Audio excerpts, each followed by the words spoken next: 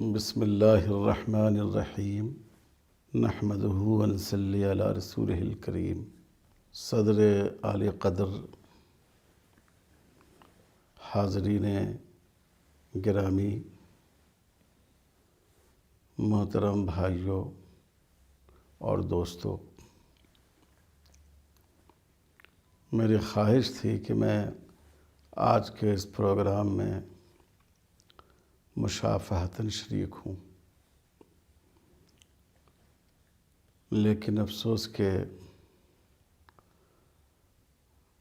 عدیم الفرصتی اور اس سے زیادہ مزاج کی ناہمواری کی وجہ سے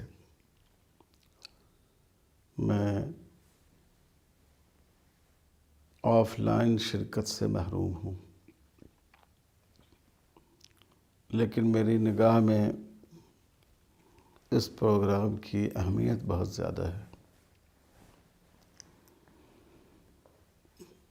انسان کا پورا جسم اہم ہے، لیکن کچھ اعضاء وہ ہیں جن کو اعضائے رئیسہ کہتے ہیں، اور اطباء کا خیال یہ ہے کہ اگر اعضائے رئیسہ صحت مند ہوں،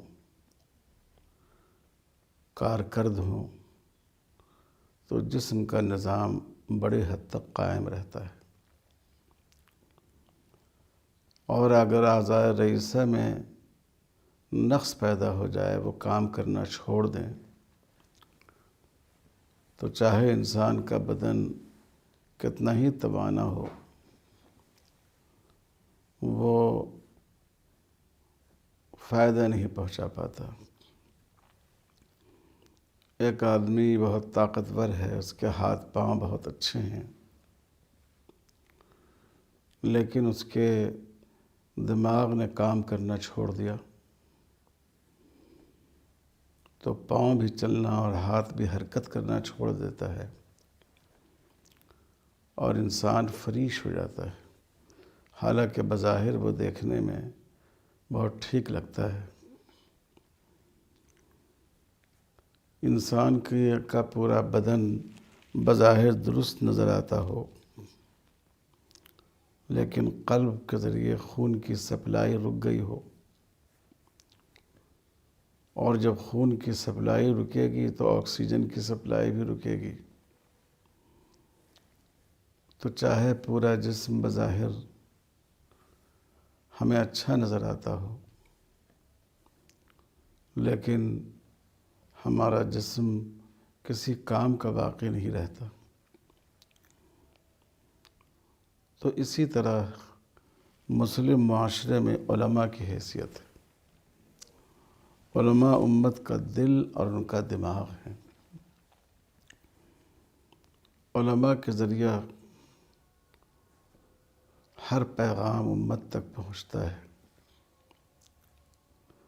اور اگرچہ کہ لوگوں کے اندر دین سے دوری پیدا ہو گئی ہے، معاشرے میں بہت بگاڑ پیدا ہو گیا ہے،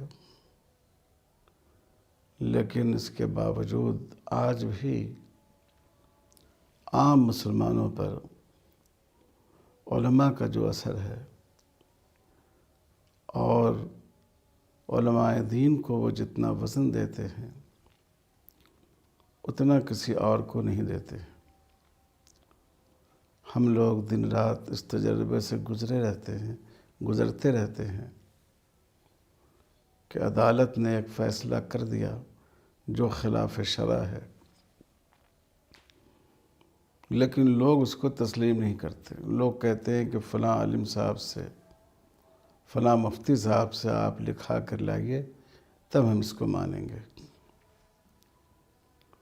تو اللہ تعالیٰ کو چونکہ یہ منظور ہے کہ اسلام قیامت تک زندہ رہے، اور صرف کتابوں میں نہیں بلکہ لوگوں کے عمل میں بھی زندہ رہے، اس لیے مسلمانوں کا ذہن، مسلمانوں کی سوچ من جانب اللہ ایسی ہے کہ وہ ہر بات میں اپنے عالم کی طرف، اپنے مفتی کی طرف رجوع کرتے ہیں اور ان کے مشورے پر عمل کرتے ہیں۔ وہ انکم ٹیکس کے آفیسر سے تو اپنی باتیں چھپاتے ہیں، لیکن جب کسی عالم کے سامنے بیٹھتے ہیں حکم شرعی جاننے کے لیے تو ان سے کوئی بات نہیں چھپاتے۔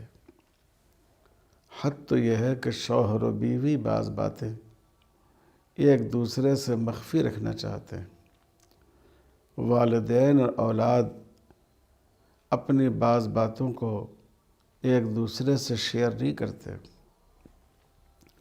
لیکن جب وہ کسی عالم کے پاس پہنچتے ہیں، کسی مفتی کے پاس پہنچتے ہیں تو پوری سچائی کو اگل دیتے ہیں تاکہ وہ اللہ اور رسول کے حکم سے واقف ہوں۔ یہ اس امت کی بہت بڑی خوبی بھی ہے اور یہ اللہ کی طرف سے بہت بڑی نعمت بھی ہے۔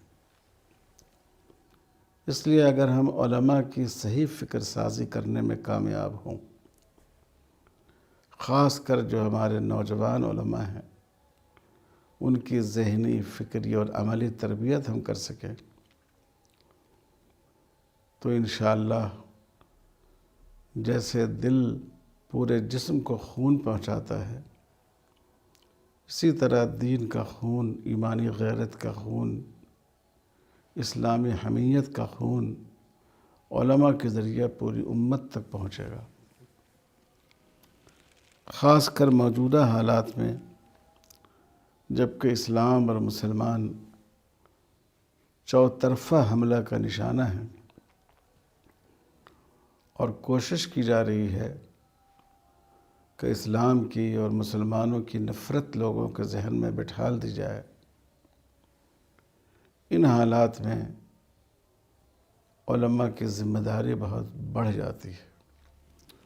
مجھے بڑی خوشی ہے کہ اس پروگرام میں علماء کا مستقل سیشن رکھا گیا ہے، ان کی مستقل نشست رکھی گئی ہے، اور میں یہ ضرور چاہوں گا کہ جو علماء کرام اس میں شریک ہیں وہ پوری دلچسپی کے ساتھ اس میں امت کے مسائل پر غور کریں، مسائل کیا ہیں، ان کے اثرات کیا ہیں اور ان کا حل کیا ہے۔ اس وقت اس کا موقع نہیں ہے کہ اس دور میں جو مسائل ہیں ہم ان سب پر گفتگو کریں۔ مسلمانوں کا تعلیمی مسئلہ ہے، مسلمانوں کے معاشی مسائل ہیں، مسلمانوں کے تہذیبی تشخص کے مسائل ہیں، مسلمانوں کی سیاسی بے وزنی کے مسائل ہیں، بہت سارے مسائل ہیں۔ اس دور میں جو نئے فقہی مسائل پیدا ہوئے ہیں ان کے حل کی بات ہے، لیکن میں اس وقت صرف ایک موضوع پر آپ سے بات کروں گا، اور یہ موضوع آج کا نہیں ہے، یہ انبیاء کرام کے وقت سے جاری و ساری ہے۔ حضرت شاہ ولی اللہ صاحب محدث دہلوی رحمۃ اللہ علیہ نے جو قرآن مجید کے مضامین بیان کیے ہیں، قرآن میں کیا کیا مضمون آیا ہے، ان میں ایک مضمون کو جدل کا عنوان دیا گیا ہے۔ ہم لوگ عام طور پر اردو میں جدل کے معنی لڑائی جھگڑے کے سمجھتے ہیں، لیکن نہیں، جدل کے معنی ہیں سنجیدہ مذاکرہ، مناقشہ، لوگوں کے سوالات کے جوابات دینے اور تعمیری انداز پر ڈیبیٹ کرنے کے۔ اور پھر شاہ صاحب نے قرآن مجید میں جو یہ مناقشہ ہے، جو اس زمانے میں جو اسلاموفوبیا تھا اس کا تجزیہ بھی کیا ہے کہ مشرکین کے بارے میں قرآن نے کیا بات کی ہے، اہل کتاب کے بارے میں کیا بات کی ہے، ملحدین کے بارے میں کیا بات کہی ہے، اور کیا دلائل ان کے سامنے پیش کیے ہیں۔ آج بہت زیادہ ضرورت ہے کہ اس پر ہم لوگ توجہ دیں، کیونکہ اس وقت عالمی سطح پر بھی اور ہندوستان کی سطح پر بھی اسلاموفوبیا چھا چکا ہے۔ ابھی چند دنوں پہلے ہم نے ایک تجزیہ پڑھا کہ پوری دنیا میں سب سے زیادہ اسلاموفوبیا ہندوستان میں ہے، اس کے بعد اسرائیل میں ہے، اس کے بعد امریکہ میں۔ یعنی اسرائیل سے بھی زیادہ مسلم دشمنی، اسلام دشمنی، مسلمانوں سے نفرت، اسلام کو بدنام کرنے کی کوشش اور سازش ہمارے اس ملک میں ہو رہی ہے۔ اور یہ سازش اس لیے بہت بڑھ گئی ہے کہ صلیبی جنگوں میں شکست کے بعد عیسائی دنیا نے اسلام پر حملہ کرنے کا انداز بدل دیا۔ انہوں نے ملکوں پر قبضہ کرنے کے بجائے ان کو اپنی نو آبادی بنانا شروع کیا۔ تم اپنے ملک میں رہو، لیکن ان کے وسائل پر قبضہ کر لیا۔ اسی طرح انہوں نے اسلام پر فکری الغار شروع کی۔ یورپ کی تعلیم گاہوں میں اسلامک اسٹڈیز کے شعبے قائم کیے گئے۔ مطالعہ اسلام کے نام پر ایک ایک موضوع ایک شخص کو دے دیا گیا کہ وہ پوری زندگی اس پر لگائے۔ ایک آدمی انکار حدیث پر کام کر رہا ہے تو پوری زندگی اس نے اس میں لگا دی۔ حضرت ابو ہریرہ رضی اللہ تعالیٰ عنہ اور ابن شہاب زہری، چونکہ یہ صحابہ اور تابعین کے عہد کے سب سے بڑے محدث تھے، تو بعض مستشرقین نے یہ عنوان اوڑھا اور پوری زندگی حضرت ابراہیم کی اور ابن شہاب زہری کی شخصیت کو مجروح کرنے میں لگا دیا۔ لیکن یہ سارا مواد کتابوں کے اوراق میں محفوظ تھا، جس کو پڑھے لکھے لوگ، بہت دانشور قسم کے لوگ اس کا مطالعہ کرتے تھے، اس کا تجزیہ کرتے تھے۔ یونیورسٹیوں میں اس پر بات ہوتی تھی، بڑے علمی اور فکری سیمینار ہوتے تھے تو اس میں گفتگو ہوتی تھی۔ عام لوگوں میں اس کا کوئی چرچا نہیں تھا۔ اب ہمارے ہاں جو سوشل میڈیا ہے، جو ایک بہت ہی طاقتور میڈیا ہے اور جو زہر بھی ہے اور امرت بھی ہے، جو مرض بھی ہے اور علاج بھی ہے، اگر اس کا صحیح استعمال ہو تو اس سے مفید کم کوئی چیز ہوگی، اور اگر اس کا غلط استعمال ہو تو اس سے زیادہ نقصان دہ شاید کوئی چیز ہو۔ تو ہمارے یہاں ہندوستان میں پچھلے سالوں میں سنگھ پریوار کے لوگوں نے ان تمام گندگیوں کو، ان تمام جھوٹ کو، دھوکے اور فریب کو جو مستشرقین کی کتابوں میں پڑے ہوئے تھے، ان کو انہوں نے مقامی زبان میں منتقل کر کے سوشل میڈیا پر ڈال دیا ہے۔ جو چیز پہلے یونیورسٹی میں بڑے بڑے اساتذہ کے مطالعے میں آتی تھی، اب گاؤں دیہات کے نوجوانوں کی زبان پر بھی وہ بات آتی ہے۔ تو ان حالات میں علماء کی بہت بڑی ذمہ داری ہے کہ وہ مجادلہ حسنہ کے فریضہ کو ادا کریں۔ دیکھیے، دعوت کا کام تو عوام بھی کر سکتے ہیں،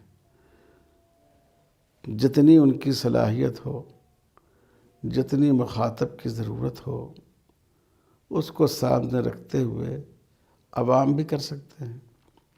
کسی کو نماز کا مسئلہ معلوم نہیں ہے تو نماز کے مسائل بتا دیے، کسی کو روزے کی طرف متوجہ کر دیا، کوئی بدعت میں مبتلا ہے تو اس کو سمجھا دیا کہ یہ بدعت ہے۔ اس کے لیے بہت زیادہ صلاحیت کی، گہرے علم کی، حکمت کی ضرورت نہیں ہے۔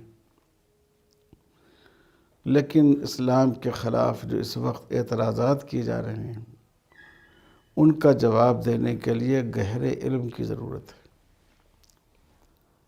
اور اس میں 3 باتوں کی ضرورت ہے۔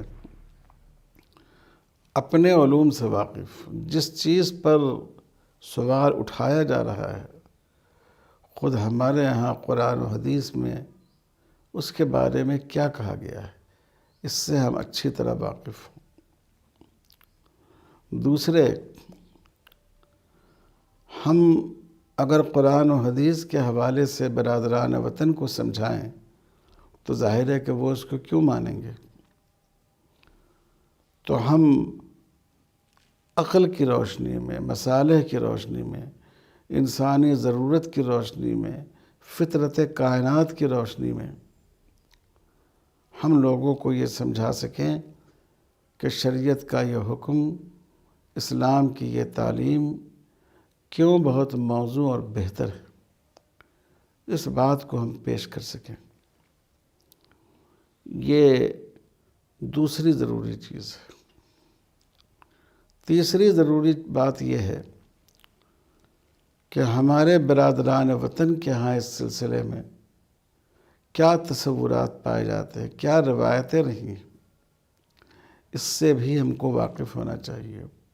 کیا دلیلیں ہیں ان کے پاس؟ کوئی فوج اپنے ہتھیار سے واقف ہو اور فریق مخالف کے ہتھیار سے واقف نہیں ہو تو ظاہر ہے کہ وہ جنگ کے میدان میں کامیاب نہیں ہو سکتی۔ تو اپنے آپ سے واقف ہونے کے ساتھ ساتھ ضروری ہے کہ ہم جو معترضین و معاندین ہیں ان کے دلائل سے، ان کے مذاہب سے، ان کی تاریخ سے، ان کی روایات سے بھی واقف ہوں۔ ان تینوں طرح کے علوم سے جب تک مسلح نہ ہوں ہم اس کا صحیح مقابلہ نہیں کر سکتے۔ چیخ کر، زور سے بول کر ہم اپنے مسلمان بھائیوں کو تو متاثر کر سکتے ہیں، لیکن جو برادران وطن ہیں اور خود ہمارے جو پڑھے لکھے نوجوان ہیں، ہم ان کو اپنی آواز اور اپنے الفاظ سے متاثر نہیں کر سکتے۔ اس پر بہت زیادہ محنت کی ضرورت ہے۔ علامہ ابن تیمیہ رحمۃ اللہ علیہ نے ایک بڑا اچھا نقطہ لکھا ہے کہ قرآن نے موعظت کا بھی ذکر کیا اور مجادلہ کا بھی ذکر کیا۔ موعظت کے لیے سادہ صیغہ صفت استعمال کیا، موعظت حسنہ، بہتر نصیحت، اور مجادلہ کے لیے اس میں تفضیل کا صیغہ، مبالغہ کا صیغہ استعمال کیا، وَجَادِلْهُمْ بِالَّتِي هِيَ أَحْسَنُ، جو سب سے بہتر طریقہ ہو اس طریقے پر آپ مباحثہ کریں، اس طریقے پر آپ ڈیبیٹ کریں۔ اور یہ کام عوام نہیں کر سکتے، یہ کام علماء ہی کر سکتے ہیں۔ تو اس لیے میں آپ حضرات سے گزارش کرتا ہوں کہ آپ اپنے آپ کو اس کے لیے تیار کیجیے، اور مدرسوں سے جو نئی نسل پیدا ہو رہی ہے ان کو اس کے لیے تیار کیجیے، ان کا ذہن بنائیے کہ تمہارے پڑھنے اور پڑھانے کا مقصد، تمہارے پڑھنے کا مقصد صرف یہ نہیں ہے کہ تم آگے کسی ادارے میں جا کر تعلیم کا فریضہ انجام دو، بلکہ تمہارا اصل مقصد اللہ کے دین کی حفاظت، اس کا دفاع اور اس کی ترجمانی، اور اس کے لیے اپنے آپ کو تیار کرنا ضروری ہے۔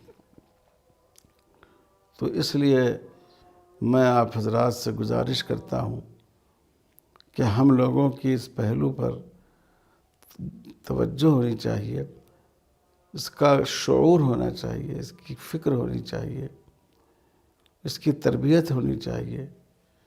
یہ اس وقت کی سب سے بڑی ضرورت ہے۔ اللہ تعالی ہم لوگوں کو اس کی توفیق عطا فرمائیں اور اسلام کا سچا اور مؤثر ترجمان بنائیں۔ والسلام علیکم ورحمۃ اللہ وبرکاتہ۔